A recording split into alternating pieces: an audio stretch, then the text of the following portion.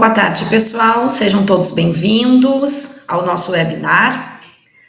Um prazer recebê-los, né? Teremos aqui um momento bem agradável para poder conversar, debater, entender um pouco dos novos golpes. Gostaria já imediatamente, né, agradecer a presença de todos. Lembrar que no chat vocês podem estar, né, compartilhando ideias, trazendo momentos, vivências, perguntas, que nós vamos estar aqui também para responder, tá? Vamos aí fazer uma troca bem interessante durante esse momento, né, de aprendizado, certo? Bom, vou aproveitar, né, começando o nosso webinar, convidar aqui o nosso Júnior Cunha, CTO da HSC. Seja bem-vindo, Júnior. Obrigado, Fábio. Boa tarde a todos. E é um prazer estar aqui podendo conversar sobre um assunto tão importante e relevante quanto a segurança dos usuários. Perfeito. Seja bem-vindo. Convido também Paulo César, né, CEO da Oblock, nossa empresa distribuidora. Fica à vontade. Seja bem-vindo, Paulo. Obrigado, Fábio. Prazer estar com vocês aqui, elucidando algumas dúvidas, se necessário aí. Certo. Bom, então vamos iniciar, né, a nossa conversa, o nosso momento. Como eu havia comentado logo de início, a ideia aqui é poder começar a entender os panoramas dos golpes digitais. Fazendo uma troca bem rápida, um olhar bem prático, né? Nós sabemos que temos aí vários golpes no mercado, vários golpes destinados a instituições, vários golpes que acabam usando do usuário. E então, a gente hoje quer começar a falar um pouquinho desse cenário, né? Desse panorama. Meninos, o que vocês estão vivenciando, o que vocês estão enxergando, né?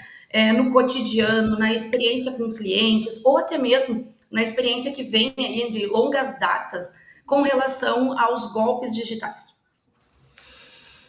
Pois bem, bom, o que a gente tem percebido são algumas estatísticas bem alarmantes, né? O Brasil, ele é um dos países mais afetados, disparado por golpes digitais na América Latina, né?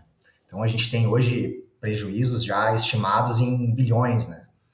E a gente tem enxergado um crescimento muito grande, diria até exponencial, de casos, de ataques, principalmente pós-pandemia, né? Quando a gente enxergou, quando a gente percebeu essa digitalização acelerada, digamos assim, né? Sim. E qual é o dado crucial que a gente enxerga, né? A maioria dos ataques bem-sucedidos, eles exploram o fator humano, não falhas técnicas, né? Exato. Isso até corroborando um pouquinho aí com o que o Júnior comentou, né? Acho que o grande problema hoje é justamente isso.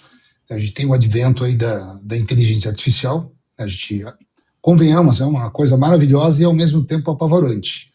Eu sempre comento aqui com os nossos clientes, né?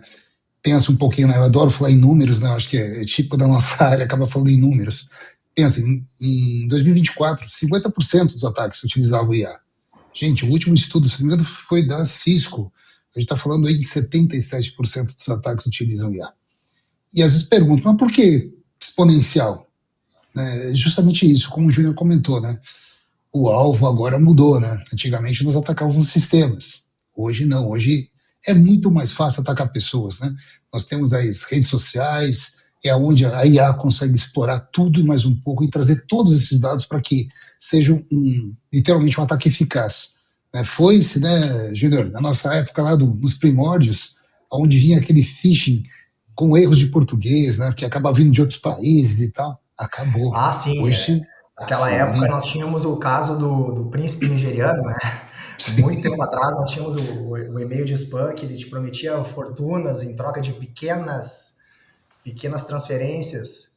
E é legal, né, Paulo, a gente tocar nesse assunto aí, até para que daqui a pouco muita gente hoje, né, quando a gente fala de IA, quando a gente fala de tecnologias como essas, as pessoas talvez não entendam como eram os ataques antigamente, e até é legal a gente falar um pouco disso, dessa evolução, né, e como é que ele chegou no usuário, né.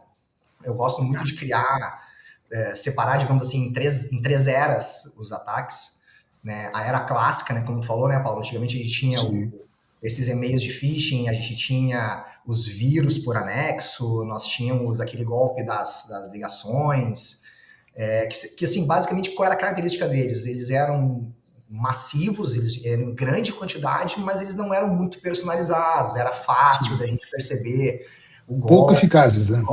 Ele eram mal escritos, né? Então, assim, Sim. era tanto que naquela época, pô, analisem o português das mensagens, né? Vejam como é que ele foi escrito, porque ele era muito simples de identificar, né? Sim. Aí a gente avança um pouco na linha do tempo, digamos assim, numa era mais intermediária, né? A gente começa a perceber certas evoluções, né? Como tu falou, golpes em redes sociais com perfis falsos, ou mesmo sequestros de contas. A gente começa a ver ataques mais direcionados a informações públicas, né? E temos um ponto importante aí, né, Júnior? A cultura das instituições, do colaborador mudou, né? A gente percebe isso nitidamente ali no meados Perfeito. de 2000 para frente, que antes se tinha medo da tecnologia, né? Total.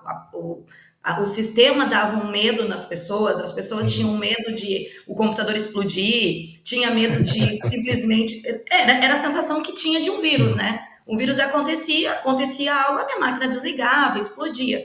E aí se passa uma cultura onde o colaborador, ou o usuário em si, ele não tem mais esse medo. Até porque eu acho que ele se familiariza a tecnologia, né? Ou Claro. se tem uma baixa também, né, da segurança ou do olhar, a gente sabe que tem aí, né, um ponto crucial historicamente contado, né, que é onde a gente tem pandemia, tem a mudança do comportamento com relação ao home office, ao trabalho ser só dentro da instituição, com sair para um extremo. Um ponto que eu gosto de ressaltar muito, né, quando nós fazemos as nossas palestras aos usuários dos nossos clientes, é também o olhar onde a tecnologia avança, faz uma acelerada. Ela dá uma acelerada. Hoje a gente vive num outro 2.0, né, como a gente fala. Hoje a gente já É a está era no. moderna, né? É a era moderna dos Mas ataques, né? e aí é o grande problema, né? Se a gente pensar, por exemplo, né? Você comentou de Brasil, né? O Brasil é o segundo país mais atacado do planeta. Mas o pessoal questiona, mas por quê? Porque dá dinheiro. É simples assim. Então, se a gente for observar hoje, 24% da população já teve um tipo de ataque cibernético. Você imagina, são 40 milhões de pessoas. Aí você vai pensar, mas são empresas, são pessoas, como é que isso é feito? Né? Hoje, literalmente, esses pequenos golpes, imagine, 40 milhões de pessoas caindo, dá muito dinheiro. Nós tivemos grupos aí, eu lembro de um grupo russo, agora não vou lembrar o nome, eu lembro que levava 80 milhões de dólares por semana aqui no nosso país. Que até o pessoal comentava, né, comigo, pô, será que a gente está do lado certo? Justamente que Não, é muito dinheiro. pela própria evolução tecnológica, né, Paulo? Sim. São ataques complexos de serem rastreáveis, inclusive, né? Exato. Hoje está difícil de você localizar. Por exemplo, eu lembro desse grupo que a pessoa mais velha tinha 23 anos. Então, o alvo hoje é literalmente a pessoa. Como você disse, está todo mundo preocupado em comprar firewalls de última geração, antivírus com EDR, XDR e outros Rs da vida, mas e a camada de pessoas, né, que é a mais frágil? Então, como a própria Fabiola comentou, é exatamente isso. Né? O alvo hoje é outro. E por que isso? A facilidade que nós temos de angariar informações. Todo mundo tem rede social, eu tenho LinkedIn, eu tenho Instagram, eu tenho um TikTok, eu tenho sei lá eu o que mais. Você levanta todo esse processo, aí entra de novo a IA, né, concatenando todas as informações e trazendo isso de forma fácil. Então, os golpes hoje estão muito mais certeiros, já são eficazes, como eu comentei. Esse é o grande De ponto fato, né? nosso hoje. Não, perfeito. E antigamente nós tínhamos, o que a gente observava? A gente observava ataques que eram feitos artesanalmente. Então Exato. era natural a gente ter pouca personalização, muitos erros. E com o advento da IA e de outras tecnologias mesmo, a gente tem hoje casos de hiperpersonalização, onde tem dados específicos do usuário, a gente tem logos que foram recriados perfeitamente, linguagem, inclusive o tom ajustado para aquele público em específico. Então, realmente caso hoje a tecnologia ela resolve tanto para o bem quanto para o mal, né?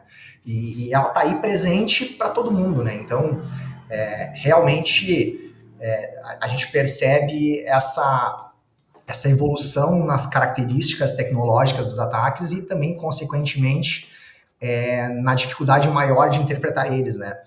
E, Paulo, tu falou uma questão muito interessante, né, sobre essa mudança de paradigma, sobre a questão de que hoje existem diversos sistemas de segurança, Firewall, EDR, XDR, camadas de proteção sem fim, né? E, na verdade, isso foi o que levou os cybercriminosos a mudarem o foco dos ataques, né? Porque hoje os sistemas de fato estão mais seguros. A internet, do ponto de vista tecnológico, está mais segura. Os ambientes estão mais seguros. Então, qual é o elo mais fraco dessa corrente, né? Acaba sendo o usuário. E, nesse sentido, é importante a gente abordar por que o usuário. Por que a gente fala que ele é o elo mais fraco? Não é necessariamente porque ele daqui a pouco ele é menos informado. Na verdade, ele é o ponto mais importante nesse processo. E por que ele é o mais importante? Porque o que um usuário normalmente ele tem? Ele tem senhas, ele tem credenciais de acesso, ele tem Privilégios, né? daqui a pouco para aprovar transações financeiras, ele tem informações confidenciais sobre a empresa, sobre a família, ele tem conexões sociais que podem ser exploradas. Então, o usuário, ele, no fim das contas, ele é, por si só, um alvo gigantesco, porque a partir dele muita coisa pode acontecer. O poder que um usuário tem, né? Às vezes ele não tem noção do poder que ele tem, até numa atividade mais simples, até antigamente se pensava diferente, né? Era a alta cúpula, era a direção. Hoje todos os usuários têm lá um poder caracterizado, como mesmo mensurado com diversos exemplos ali pelo Júnior, né? E muitas vezes a gente não tem noção do poder que nós temos, né? Dos dados, das informações. Isso é bem importante mesmo. Esse olhar para o quanto eu tenho este poder dentro da minha instituição e no meu pessoal também. Que isso, às vezes, a gente não mensura, né? O quanto no nosso pessoal a gente tem um poder de informação, né? O quanto os dois se cruzam. E interessante. Claro, perfeito, né? E essa própria mudança, essa mudança de foco, ela muda. As técnicas exploratórias eram técnicas e elas passam a ser psicológicas, né? A gente tinha ataques de força bruta e hoje a gente tem ataques de curiosidade, né? Alguém marcou você em alguma coisa. A gente tem uma técnica de urgência, sua conta será bloqueada em 1 hora. A gente tem até uma técnica de autoridade, por exemplo, o seu diretor financeiro solicitou o pagamento desse boleto. Então, as técnicas exploratórias de ataque mudaram bastante, né? Exato. Nós temos exemplos aí, até aconteceu aqui no Brasil, inclusive com uma instituição financeira aí de renome, não vou falar o nome, mas eu lembro que eles chegaram a convocar o diretor financeiro dessa empresa com o CEO da empresa, na verdade um deepfake, e mais 2 funcionários deepfakes do banco.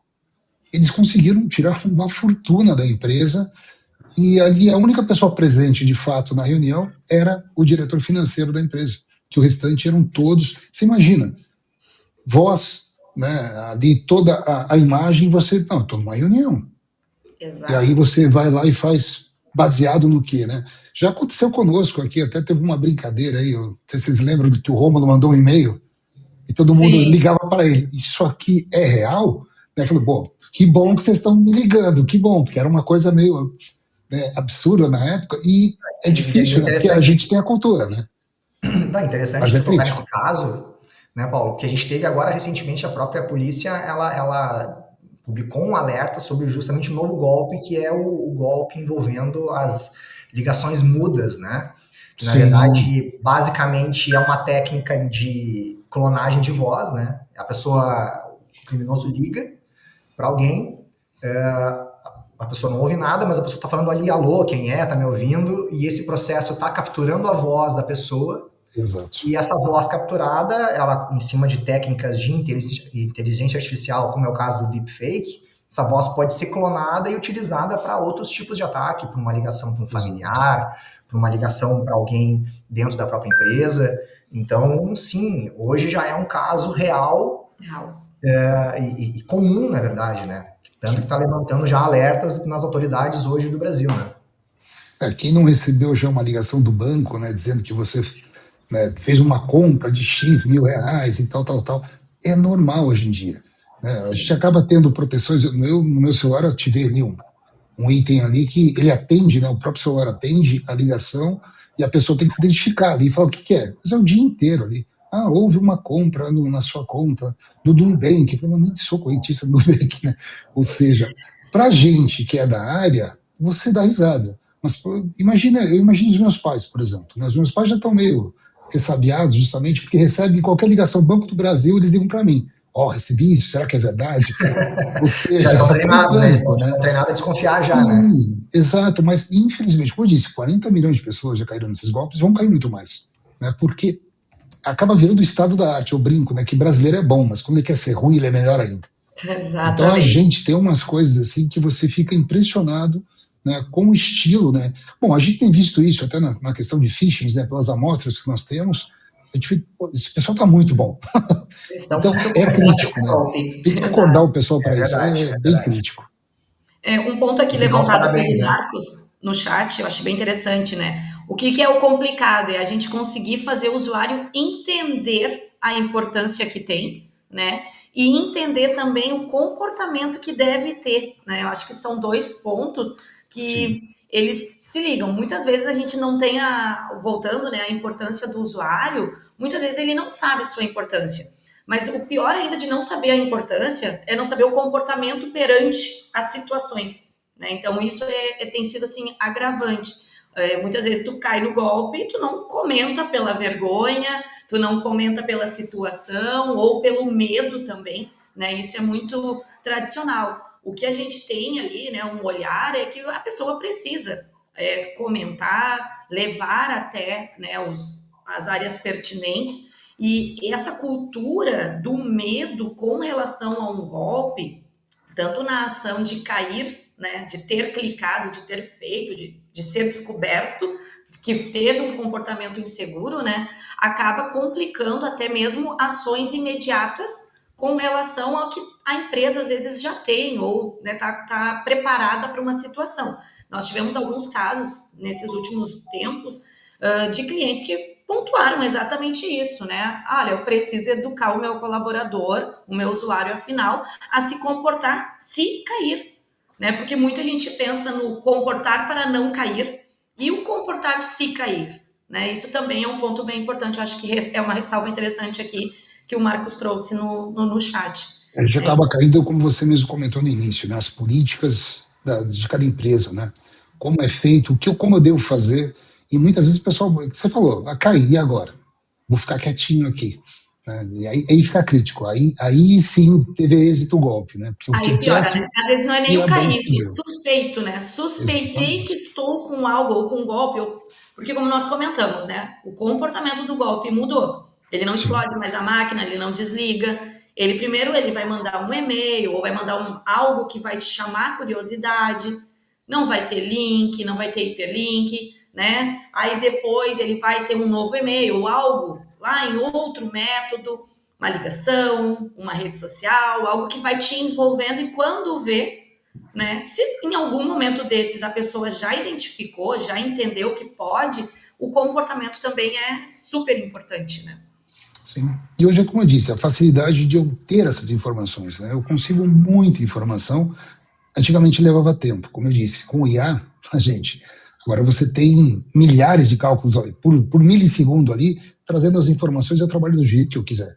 Então, a gente comentou até um tempo atrás, né, do Crime as a Service. Existe isso, gente? O que é isso? Existe, né? E a gente sabe que o Brasil aí está sendo literalmente um quintal bem grande aí para o pessoal operar com Crime as a Service. Às vezes o pessoal questiona, não, mas isso é legal? Claro que não. Se não fosse legal, não seria golpe. Não tem como ser legal, né? Exato, mas a gente vê, né, farms ali de várias pessoas, computadores e tudo mais, agindo, né, sempre e novamente, né, lucrando enormemente. Antigamente você via um assaltante, né, com uma arma na mão, roubando seu celular. Para que o risco? Se eu posso lá mandar um e-mailzinho ou entrar em contato. Então ficou muito mais, o risco é menor, o custo é menor, que eu posso tocar muito mais pessoas, e isso é o grande, como o Júnior comentou, né? Mas por que as pessoas estão sendo alvo? Justamente por isso. É a parte mais fácil de atacar, né? Exato. Bom, e fechando, né, já o olhar aqui eu sei o quanto eu posso ser o alvo, eu sei o quanto hoje está, né, propício o momento. Eu acho que vale uma ressalva da gente também entender as boas práticas e as camadas de defesas que nós temos. Meninos, o que vocês trariam aí como ideia, né, em nível de proteção, em nível de comportamento, em nível de cultura também? Eu acho que isso é bem importante. São 3 pilares, né, que a gente tem que ter com um olhar para o que está vindo de golpe, independente do formato do golpe que está vindo, né? Acho que isso é bem importante. O que vocês podem me trazer? Eu acho que talvez, assim, antes, inclusive, da gente discutir um pouco sobre algumas técnicas básicas, né, que a gente já tem bem difundido e tem falado bastante aí nesse último mês sobre, nos nossos vídeos, nos nossos materiais, eu acho que é importante que usuários e empresas tenham essa mentalidade de segurança, sabe? Entender que, primeiro, para as empresas, entender que é um processo que ele não é imediato e que ele não deve ser tratado como uma caça às bruxas, né? Então, a gente não deve identificar os usuários inseguros para apontar o dedo. A gente deve identificar os usuários inseguros e treiná-los para que a gente tenha cada vez uma proteção melhor, né? E a gente a gente fala muito disso, né, Fábio? A gente começa com o processo, estabelece um processo para que esse processo vire uma cultura. Exato. E para os usuários, essa mentalidade de segurança, ela é pause antes de clicar. Pense um pouquinho antes de clicar. Respira. Né? Exato. Respira um pouquinho, pensa, sempre desconfie. Verifique, por exemplo, o tom de urgência, essa questão sempre da pressão. E outra, se parece bom demais, provavelmente é golpe. Exato, então, exato. A gente sempre, antes de abordar qualquer técnica, a gente sempre tenta colocar essa mentalidade de segurança, de que sempre é bom verificar nos canais oficiais ou por canais alternativos, sempre confirme uma informação antes de tomar aquela ação efetiva. Eu vou trazer um ponto que eu trouxe numa das últimas palestras desse mês, junto a um dos nossos clientes, que tem sido até bem comentado nas mídias, que é a utilização do WhatsApp, tá? Nós sabemos, é uma ferramenta de comunicação rápida. Hoje eu acho que não tem quem não trabalhe com a ferramenta, né? Mas o que é importante a ressalva aqui, tá? O WhatsApp é de comunicação. É para comunicação rápida. Não para troca de arquivos, não para troca de informações profissionais, senhas, ou para usar como cofre de senha, né, que o pessoal adora, né? Então, utilizem a ferramenta do WhatsApp com uma precisão que ela vem. É comunicação rápida. É um documento importante, é uma informação importante, encaminha por e-mail. Faz atividade por onde tu vai conseguir ter rastreabilidade, onde essa informação vai chegar de forma precisa, vai passar por camadas de proteção. Hoje mesmo eu estava vendo um noticiário lá onde eles estavam falando do arquivo PDF. Gente, o vírus não vem mais só por um exe, ele não vem por executável, que era o que a gente estava acostumado, né? Hoje ele vem num PDF, escondidinho ali. E aí, pelo simples fato de eu abrir no meu web, talvez até no WhatsApp, eu acabo, né, infectando uma rede toda, um trabalho todo. Então, é muito importante, né, que a pessoa saiba usar as ferramentas que hoje nós temos, né, os apps, tudo que a gente tem como facilidade no dia a dia, mas com cuidado. Então, eu acho que um dos pontos aqui, né, numa ressalva, num alerta, assim, do nosso cotidiano, é a utilização das redes sociais e do WhatsApp de forma correta e precisa, né? Principalmente aí, né, as ferramentas de comunicação, né? Traga o WhatsApp, Telegram, todos que nos possibilitam o envio aí de informações. Esse ponto que você comentou, Fabiola, é bem crítico, porque como você disse, hoje um PDF pode ter lá um JavaScript dentro, né? Um arquivo do Office, você pode ter uma programação lá, também, né, uma macro infectada, e pior, ela não faz nada na hora. Você vai dar um clique, tudo está rodando silenciosamente, aí eu vou lá, literalmente escalonando privilégio, já vou literalmente capturando, né, literalmente identidade do pessoal. É como você disse, eu entrei lá pela portaria, né? Daqui a pouco eu vou subindo, bom, parou tudo. E aí está feita a confusão. Eu vou pedir um resgate de todas as suas informações. Aí vai ficar bem caro. Exato. E às vezes uma coisa, como você disse, pela falta de cultura das pessoas, isso aqui é um PDF.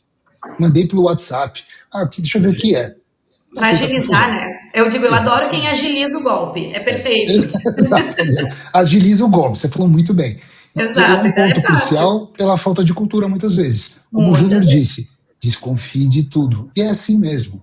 Né? Nós temos que chegar ali, peraí, isso aqui tá errado. Me manda por e-mail, por favor. Se ele vai mandar por e-mail, como você disse, eu tenho N camadas ali fazendo tudo. Agora, o WhatsApp, vamos falar a verdade, é um perigo. Um cliquezinho torto ali, e lá se foi todo um trabalho aí de uma empresa. Ele ficou tão difundido hoje no nosso dia a dia que acaba que tá se tornando um vetor muito importante de ataque, né? Sim. E assim, claro, a gente falou algumas questões de vivência aqui agora, mas óbvio que existem aquelas técnicas mais básicas, mas que elas são importantes e dizem que o óbvio tem que ser dito, né? Então, assim, algumas dicas rápidas, pessoal, que são importantes e elas não são pouca coisa. Muitas vezes tu consegue se livrar de um ataque só seguindo essas dicas básicas. Então, a gente tem, por exemplo, o duplo fator de autenticação. Isso já está virando regra em muitos sistemas. Então, assim, sempre que vocês puderem, e a maioria dos sistemas hoje, seja de banco, seja de aplicações de rede social, seja de aplicações de integradores, eles já possuem suporte ao duplo fator, habilitem ele, porque ele entrega uma camada maior de segurança. As senhas, procurem utilizar senhas seguras e não repitam as senhas entre sistemas. Usem senhas fortes procurem, inclusive, armazenar essas senhas em um cofre de senhas, por favor, não gravem no WhatsApp. Isso, principalmente isso. Não se envie para o WhatsApp, pelo amor de Deus, tá? É uma dos momentos. Gente, ultimamente eu tenho tido muito contato com os colaboradores das instituições, né, nas nossas palestras. E o comentário é exatamente esse, né? O duplo fator, mas é tão ruim eu receber, ter que compartilhar no outro, ter que confirmar. Mas tem a garantia que é você e que não é outra pessoa, sabe? Que alguém está acessando e você não vai saber o que está sendo feito. A senha, mas é difícil, né? Decorar, compartilhar. É mais importante, eu dou uma dica muito simples, a tua senha tem que ser tão difícil a ponto que tu não consiga compartilhar ela com outra. Então é só você que sabe, né? E querendo ou não, a senha é como a chave da porta de uma casa, você não vai entregar ela para qualquer pessoa. Então pense sempre nisso, né? Na senha, a sua senha, ou as senhas que você deve ter, ela tem que ser uma chave daquele chaveirinho da tua casa. Bom, pessoal, estamos aqui já, né, indo para o final. Eu quero imediatamente agradecer aos meninos que estiveram aqui neste momento e vou abrir aqui a janela para algumas perguntas que vieram no chat ou até mesmo comentários, tá? Um dos comentários que eu tenho aqui é o Thomas, né, colocou ali: o treinamento e conscientização é um processo contínuo e infinito, pois o crime se renova e aperfeiçoa, exato, né? Eu acho que a gente pode trazer aí junto no nosso fechamento agora esse olhar. E uma das perguntas aqui que o Fernando fez, que eu acho que vai de encontro com o comentário que o Thomas fez, e o que vocês recomendam para, de fato, conseguir implementar todos esses pontos levantados de conscientização dentro da rotina de uma empresa? Então, eu acho que o comentário e a pergunta, eu acho que vai ser um grande momento para que nós possamos fechar aqui, né, este momento de troca e conhecimento. Eu quero já, antes da gente fechar, agradecer a presença de todos, né? Foi um momento muito agradável para nós, eu espero que tenha sido para vocês. E esse web vai estar gravado, vai ser disponibilizado, né, nas nossas plataformas. Eu recomendo que vocês indiquem esse momento de conversa aqui para o pessoal assistir, para o pessoal compartilhar com os demais, porque não é um conhecimento só para você está aplicando a conscientização também, você está auxiliando o seu amigo contra os golpes. Então, já deixo aí a dica. Meninos, para nós encerrarmos o momento, o que vocês podem nos trazer, né, com esse olhar do que recomendar para que a conscientização ou que essa educação chegue até os colaboradores através da empresa? Fiquem à vontade. Tá. Perfeito. Eu acho que a observação que o Tomás colocou ali é exatamente o que a gente pensa sobre conscientização e treinamento de usuários, tá? É que ele é um processo e ele não tem fim. Ele se repete inúmeras vezes, não só porque o crime se renova e aperfeiçoa, mas porque numa empresa é normal que a gente tenha entrada de pessoas, saída de pessoas, então a gente tem uma renovação natural, né, de quem compõe a empresa, mas também porque é importante que a gente sempre esteja testando e se capacitando. Então agora eu vou explicar o que eu quis dizer puxando um gancho com a pergunta do Fernando, né? Como é que a gente, de fato, implementa esses pontos de conscientização? Então, o primeiro ponto, na verdade, é a gente entender que não é só... A partir do momento que a empresa entende que não é a partir apenas de defesas técnicas que a gente está protegido. Então, entender que quando a empresa entende que o usuário é o elo mais fraco, a gente começa a ter esse olhar, essa atenção para o usuário. E aí, como é que a gente implementa? Existem diversas formas, tá? A própria HSC, a gente tem uma metodologia que a gente desenvolveu para esse tipo de situação, que ela é basicamente em cima de quê? De avaliação, capacitação, medição e repetição. Então, a gente repete esse ciclo direto. Como é que tu faz isso? Primeiro, tu tem que identificar, de maneira geral, como é que está a capacidade para prever os ataques dos teus usuários. E como é que tu faz isso? Tu vai fazer com simulações de ataque, com questionários, com informativos internos. Tu vai conseguir, a partir daí, tentar entender como é que está o nível de maturidade em cibersegurança.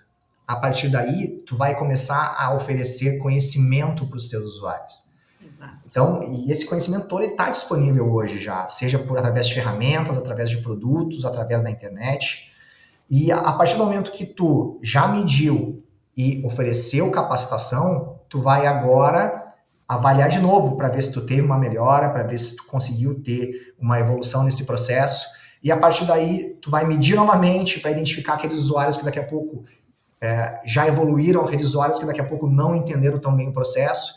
E veja que eu estou falando muito da palavra processo, né? Mas a partir do momento que a gente estabelece isso e a gente começa a repetir e começa a fazer parte do dia a dia da empresa, ele deixa de ser um processo e ele vira uma cultura. E essa cultura de cibersegurança é que tem que ser fomentada no dia a dia das empresas. Por quê? Porque, como a gente percebeu aqui nessa conversa, né? O usuário hoje é o alvo dos ataques, é o foco dos ataques, e é isso que a gente tem que estar, são eles que a gente tem que estar protegendo cada vez mais. E no momento que vem como cultura, é aceitável pelo colaborador, né, pelo usuário, ele vai levar isso para casa, ele vai levar isso para o cotidiano dele. Então, ele não vai ser uma preocupação só dentro da empresa, vai ser uma preocupação fora também. Então, eu acho que vem com todo um acolhimento ao colaborador. No momento que ele se sente protegido na instituição, ele vai levar essa proteção para casa também. Paulo, não sei se tu quer também dar alguma palavra. É até interessante, só para finalizar, né, como o Júnior comentou, né, o interessante é ter essa visibilidade, né, o quão exposto eu estou a N ataques. Então, acho que essa questão das simulações é crucial, né, vem justamente ao encontro que a gente pregou aqui, né. Eu preciso primeiro saber quais são as deficiências para depois fazer o quê? Eu preciso corrigir as deficiências, né. Então, como a gente comentou, N camadas, eu botei um firewall, botei um NDR, botei tudo e esqueci o usuário. Ou seja, literalmente eu tenho que trazer esse processo para dentro de casa e, primeira coisa, o quão exposto eu estou a esse tipo de ataque? Aí, esses tipos de ataques, que são vários, e trazer para dentro de casa, e aí sim, preciso de ferramentas que avaliem esse comportamento, né? Opa, eu preciso melhorar isso, melhorar aquilo, e aí a interação, né? A gente fala muito de TI, mas aí nós temos muito aquela colaboração entre o pessoal de compliance, o pessoal de recursos humanos, exato, trazendo tudo ali dentro e chegar assim, gente, o meu bem mais precioso são os meus colaboradores. Se esse pessoal estiver jogando fora do time, eu estou morto. Então, literalmente, é como você disse, Júnior, tem que trazer isso, é um processo contínuo, porque todo dia tem coisa nova, né? E os vários fabricantes de mercado, eles têm que se adequar a isso, né? Opa, apareceu isso novo treinamento. Gente, apareceu isso hoje, eu tenho que trazer isso para dentro, né, da operação e justamente blindar, né, esse usuário desse tipo de ataque, né? Dos tipos de ataque, são vários, né? Todo dia tem coisa nova aí acontecendo. Acho que seria isso, pessoal. Para fechar o processo. Muito obrigada, meninos. Muito obrigada a todos que estiveram até esse momento. Convido novamente, acessem as redes sociais da HSC, sigam lá, continuaremos, né, com o Café com Segurança, compartilhem as informações, levem para as pessoas que estão ao lado e seguiremos aí seguros até o próximo alvo, até o próximo webinar. Muito obrigada, pessoal. Até a próxima.